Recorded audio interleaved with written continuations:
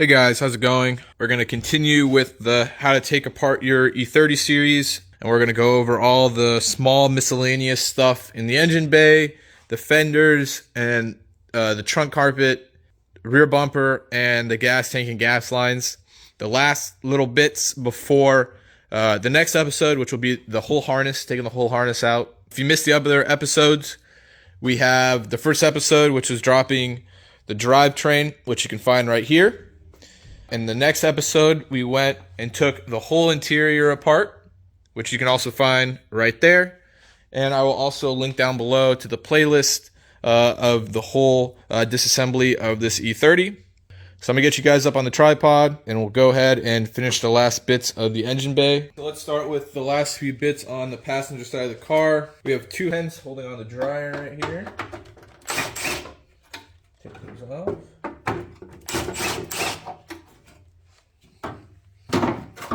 Socket, pull it out, put that to the side. Then we'll go to taking off the latch right here. It's a 12. And then we'll go ahead and pull this clip out, just like that. Go ahead and extend it so it's loose, and then you will be able to just pull that off. Now for the ground post, we have a 13. Let's go ahead and take that off. Now we're going to move to taking the power post off. You'll go ahead and grab a Allen key. This one happens to be a HW number 5 from Duralast. You'll need flathead and a 10 wrench. So go ahead and carefully pry underneath here and get this off. Then on the back, there's 10s. So go ahead and hold the 10s with the wrench and simply zap these off. This will pop right off. Just go ahead and take off any of the extra sound insulation we have on this side, which we have a 10 right here. And then go ahead and grab yourself some pliers, and you will go ahead and just pull on the pin right here, which pops out like this, and then it's just a clip that's holding this in like that. Another one right there. Peel all this away. Very common spot for rust, so you want to be careful. Usually all rust hides all behind here, but we are lucky and we're good. This is also another brittle one, just pulls right off. That's a drain for AC. Go ahead and take the ABS unit out. These are all 11s. This will make a little bit of a mess, so go ahead and get some towels ready. And we gotta get the plug out, which is just a flathead. Go ahead and take this off. There we go. And that leaves us with 2 more screws. Go ahead and pop that off. Then just take your screwdriver and get in there nice and carefully and just pry it up, front, back, side, side. There we go. Go ahead and take all your 11s out, and then we will get to the 2 bolts, 3 bolts holding it in. So before you remove all the lines, make sure they're nice, broken loose, and then we're going to remove the 2 10s on both sides and then the 13s. A ton of fluid does come out of this, so if you can do this nice and quick, to undo the lines, pull them out, and then pull the unit out so it doesn't leak all over your engine bay. That's for the best.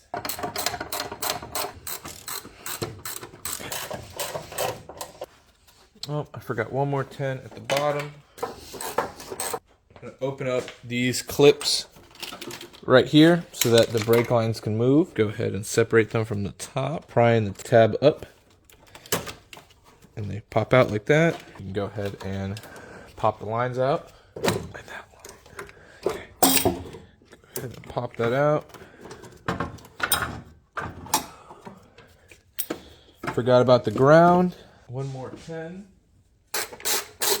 We'll take out the cruise control module, which is a bunch of 8. There's 1, there's 2, and 3 is down there. There we go, falls out.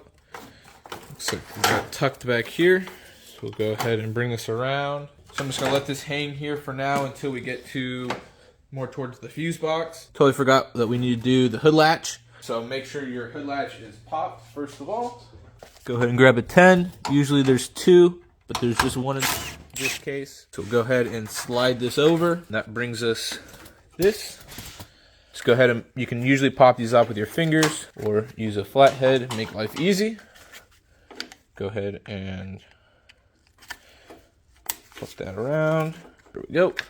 And what we'll do, very simple, is just pull the white tab forward and we'll just come up. So you're just gonna pull it apart and pull it out, which leaves you with that.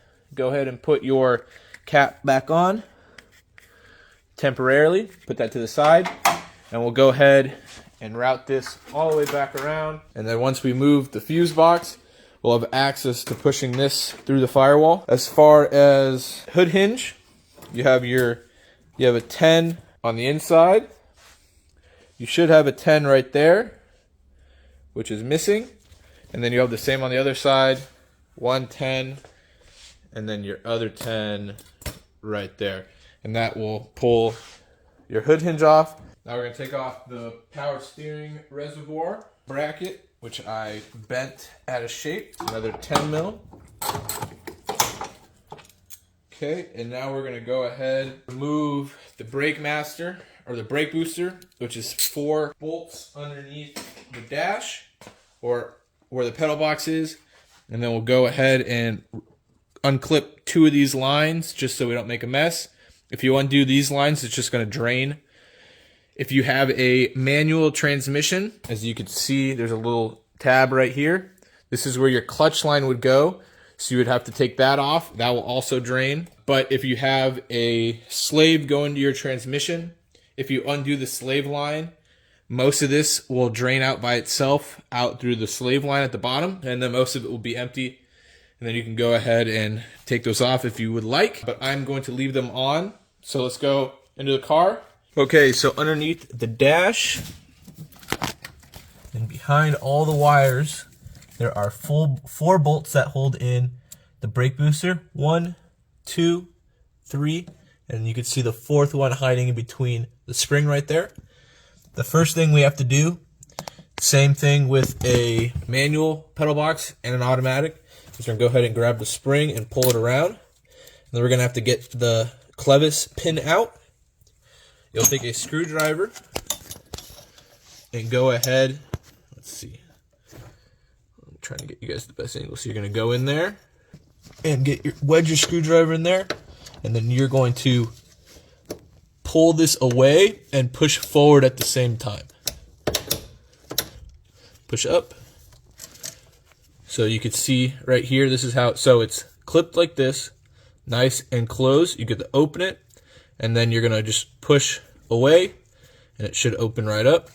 And we'll go ahead and push the pin out, just like this. Okay, now we're gonna take our accelerator pedal spring off. You can either take it off the top or the bottom. I find the bottom usually easier. Then we're gonna take our 13s and go ahead and take all the 4 bolts out. Most of them are easy, except for the last one on the brake pedal, which I guess on an automatic pedal box is a little easier, but on a manual one, there'll be a little hole and you'll just stick your extension through to get back there. But I'm just gonna go ahead and use a wobble and an extension on the impact. Okay, now that all 4 bolts and the clevis pin is out, we can go ahead and this should be nice and movable. First, I'm going to remove some of the brake lines from down here. So we can see this one is the 3rd one down. I'm just gonna go ahead and pop that out. And then we can also see from this one, it's the top one in this first one. And then we can also see it's the 2nd one. So we'll go ahead and pop those 2 out. So the 2nd and 3rd. Just so that we can move them around. Go ahead and move this wiring harness out of the way. And now all we'll do to finish up is take the 2 wires out of the fill cap So we have the orientation doesn't really matter. It might be easier to take the cap off and then wiggle the wires out. Make sure the rest of the wires are out of the way. There's one more clip here. Then we'll just go ahead and wiggle this out. And this will come out all in one piece, just like that. We can finish removing the steering linkage right here, which is just 213s. I cut it in the engine removal video, just so make removing it easier. Plus I'll be upgrading to a Z3 rack anyway, so this would need to be modified. So 13 on both sides. Loosen it, but don't take the bolt out. And you could use some sort of like either a screwdriver or a hammer and just try to widen this just a little bit. And you can go ahead and just hit the sides here, and it should knock itself out. Depending if it's been on or off a couple times, it should be it'll be either really hard to get off or really easy. I take a little small mallet. Oh, see? And that was that easy. That just slid right off, which is fantastic. Go ahead and break some of this off because it's already broken anyway. Go ahead and start popping the brake lines out so that you can pull the lines through. Go ahead and pull. There's a little rubber boot around that. Go ahead and just take a flathead and break it. They are so brittle, unless yours is perfect, but they typically just break in half, just like this one, and remove the line from the bracket. And this whole line will just fall right out.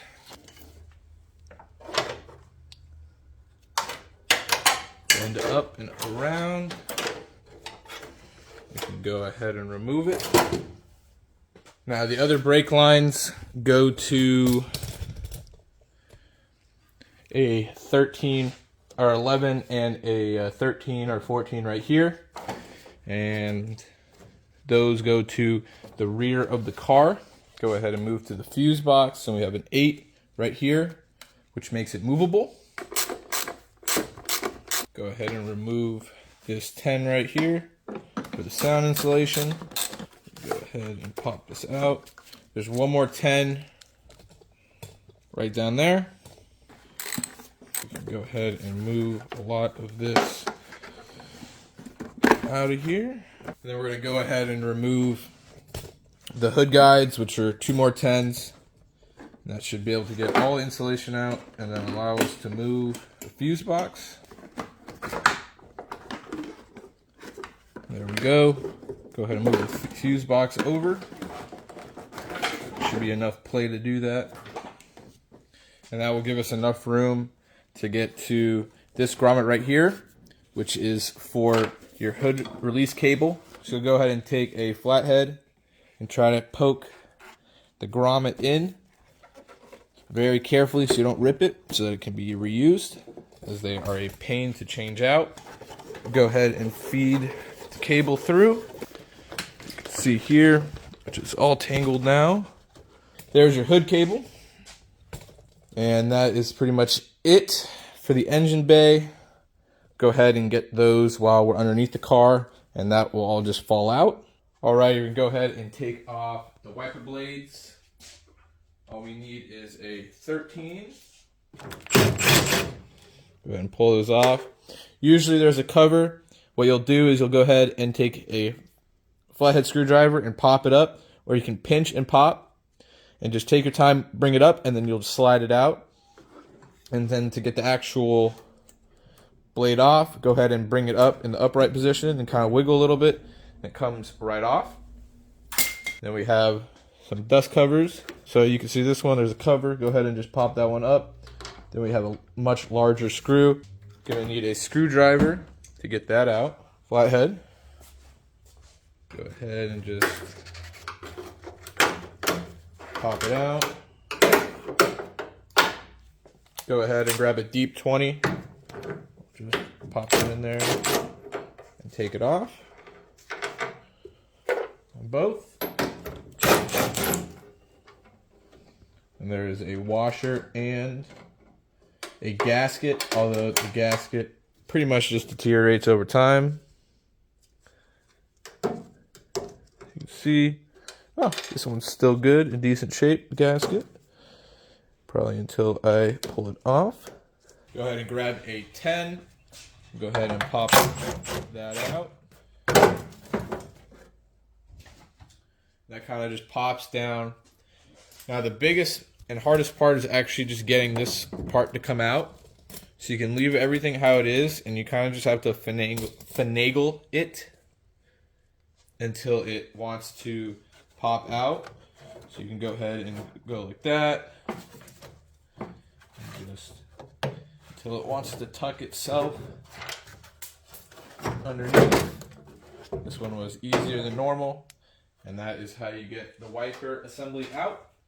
For taking off the fender, you have 1, 2, 3, 4, 5, 6 8mm bolts going all the way up.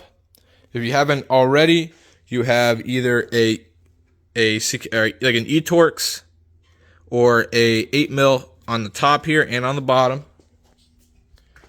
You have another 8mm right there at the bottom, and then you have 2 more 8mm on the inside of the fender right here. You also have the seam sealer that they put right here. I just take a chisel and carefully hammer it out, which will then look like this. Once there's a nice gap here, there's a little bit of play at the top. So now I'm going to go ahead and remove the fender liner, and we will go ahead and get the last 3 bolts out, and then this fender is ready to come off. Okay, we're going to go ahead and get the fender liner removed. We have a 10 here and a 10 up in here. Then we have 8, 8, and sometimes you can have either a 10 or an 8 here as well. If you have a late model, you'll have a whole duct right here, which then you'll still have to remove the 3. But since this is an early model, we only have this stuff here. And then once you have all this out, what you're going to do is you're going to grab from the inside here and pull down. You don't want to wrinkle the fenders by trying to pry out this side. So as long as you pull that way, down and that way, it'll all just fall right out.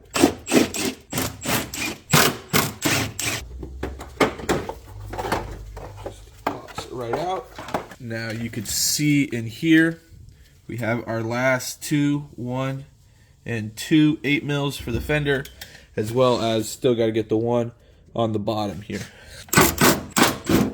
Now for the last one, typically you usually can't get a socket in there, so just use a 8mm on a wrench. Now that the bottom's removed, it just comes right off, just like that.